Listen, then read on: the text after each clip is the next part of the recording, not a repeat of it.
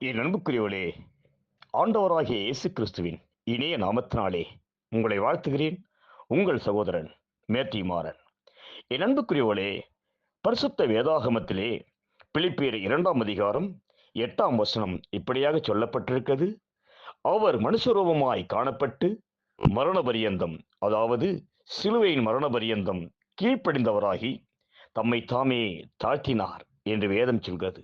ஆம் பிரியமானவர்களே, வானத்தையும் பூமியும் சமுத்திரத்தை உண்டாக்கின சர்வ வல்லமுள்ள தேவன் இந்த பூமியிலே மனுஷரூபமாய் காணப்பட்டார்.